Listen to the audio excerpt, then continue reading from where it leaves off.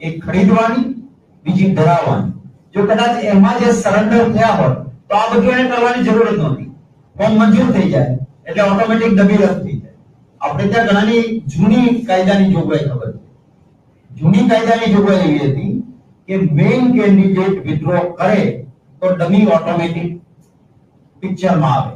હવે કાયદો બદલાયેલો છે એ રીતે કે જેવું ફોર્મ ઓરિજિનલ નું ક્લિયર થાય એટલે ડમી ગોઝ, ડમી ત્યાં જ ખતમ થઈ જાય. પછી ડમી હોય જ નહીં. પછી મારો એક જ ઉમેદવાર હોય તો મંજૂર ફોર્મ થઈ ગયા પછી નિલેશ કુંભાણી ખેંચી લે તો ઉમેદવાર વગરનો થઈ જાવ, કોઈ વિવાદ જ ના થાય. એનો અર્થ છે કે માણસ જો એને સરેન્ડર થવું હોય તો એ કરે ને આ શું કામ કરે. એટલે તમે એક સિક્વન્સ જોશો તો પત્રકાર મિત્રો પણ સ્વીકારશે કે આમાં અને હવે પ્રેશર મોટા મોટા મીડિયા હાઉસના માલિકો ભાજપનું પ્રેશર સહન નથી કરી શકતા.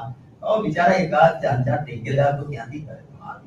અચ્છા, આવું બીજા કોંગ્રેસના કેન્ડિડેટ સાથે નહીં થાય એવું અત્યારે કોંગ્રેસ ધ્યાન રાખી રહી છે, કારણ કે 22 તારીખ ફોર્મ ખેંચવાની છેલ્લી છે.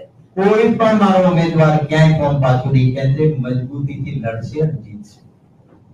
Thank you.